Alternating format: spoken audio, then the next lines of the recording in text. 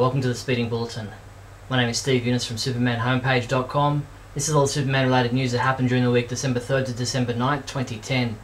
Due to a family emergency, this is going to be a short and somewhat stilted Superman homepage Speeding Bulletin.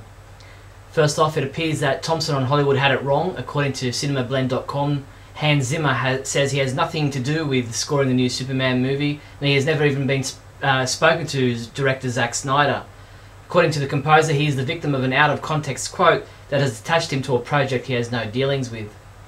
Whatsplaying.com.au claims that they've received word from Black Swan actress Christina Adenpour, who's interested in auditioning for the role of Lois Lane in the upcoming Superman movie. She's reported to have said, "Lois Lane is a great character and I'd love to do an iconic action movie along the lines of Superman at some point." While Joe Manganiello from True Blood told the Belfast Telegraph that he's a big fan of Zack Snyder and would be honoured to play the Man of Steel if he was chosen. It was a week for the revelation of more never-made Superman movie costume designs this week. Special effects artist Steve Johnson shared some more concept sketches from the never-made Superman flyby J.J. Abrams movie project. The images show 4 different Superman costume design concepts and what appear to be a Doomsday design. While even more photos from the never-made Superman Lives movie starring Nicolas Cage were released on Facebook as well, they show more suit tests along with additional body model work. Scriptwriter Mark Guggenheim told MTV's Splash page that the planned Clark Kent cameo in the 2011 Green Lantern movie was eventually cut from the script that was filmed. He said, "The Clark Kent cameo is still near and dear to my heart. I really wanted it to be in the movie." He also joked that Tom Welling could make that still happen. In TV news, Jim Bennett has updated our Smallville episode guide with his summary of the most recent Season 10 episode, Luthor. Douglas Trumbull and Julian Finn have written their reviews for this same episode, with Julian loving it, giving it a 5 out of 5, while Doug also liked it, giving it a 4 out of 5. Icarus, the 11th episode of Season 10 of Smallville, airs tonight, Friday, December 10th at 8 PM on the CW. In this episode, citizens sporting a darkness tattoo attack the Green Arrow as he tries to stop a mugging. Carter Hall and Stargirl help Clark deal with Slade, who has kidnapped Lois. Look for our episode summary and reviews in the days following this episode. Superman homepage reviewer James Lance continues reviewing episodes from the 1950s Adventures of Superman TV series. Come read his review of the Season 4 opening episode, Joey, in which 2 crooks meddle with Joey, a horse owned by a child called Alice. In comic book news, the results from our 2010 Shield Awards are now in. Come by the site now to see who Superman fans voted as the best comic book writer, which was the best comic cover in 2010, and which was the best Smallville episode, and a lot more. There was just the one Superman comic to review this week, and it was Action Comics Annual number 13, which Adam DeChannel gave a 1 out of 5, saying, "For me, not one iota of the annual works, and it all makes practical sense." Superman comics and other products shipping this week from December 8th include DCU Holiday Special 2010, Superboy number 2, which is available in a variant cover, Tiny Titans Little Archie number 3, Superman Batman Big Noise trade paperback, and Superman New Krypton Series 1 action figures. In other news, Sony Online Entertainment released another game feature video for DC Universe Online, the MMORPG to be released early next year. This time we take a look at physics combat in a universe that moves and shakes at our feet. There's a DC Comics Superheroes exhibition currently on display in Japan's Parco factory in Tokyo to celebrate the involvement of Japanese artists in the company's 75-year history.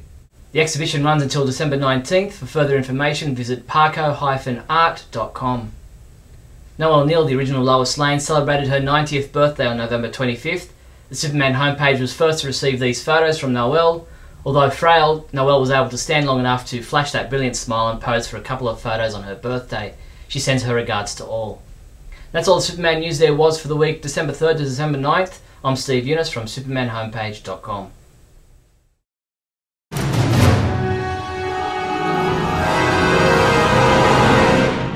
Hello and welcome to Bailey Planet. This week I'm going to talk about the second 5 years of me working at the Superman homepage, the years from 2005 to 2010. That's when things really kind of took off and became multimedia extravaganzas, and we had a lot of Superman returns going on. And so 2005 was the year I remember that the hits just went boom, because everybody was concerned about Superman Returns. You had fan sites coming up left and right. You had people who were attacking Steve and I for endorsing the movie or not endorsing the movie, and death threats and crazy crap. And And that was also the year that we started doing Radio KAL, which I'm going to really miss because I love doing that with Steve. We've done 72 episodes as of December, which is probably close to the time that you'll be seeing this. And it was from messing around on Skype and VoIP programs to coming up with this cohesive, continuing radio thing. It was just great. And then, of course, we were like, hey, if that's working, we might as well do a video. And so we came up with the Speeding Bulletin, and I believe it was Steve that came up with Bailey Planet, which I thought was hilarious. And he had the graphic and everything, and I started doing this Andy Rooney thing.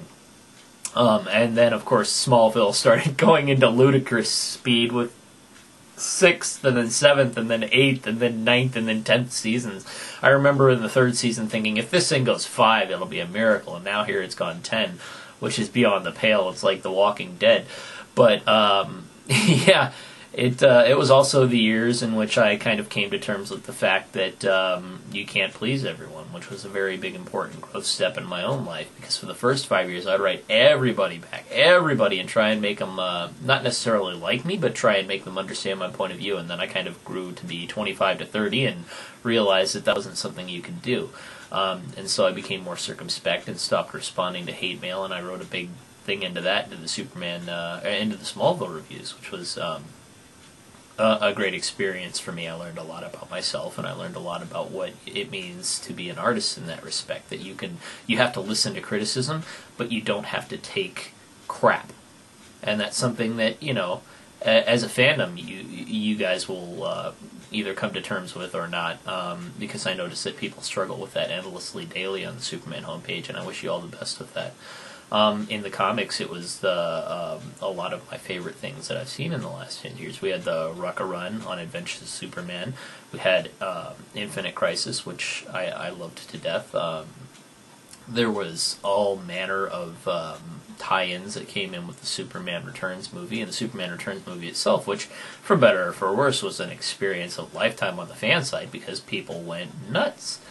So yeah, it's been a great, and then even this last year, I've it's not that anything has changed in terms of me liking what I'm doing. It's more that I've kind of maybe burned out a little bit. I don't know.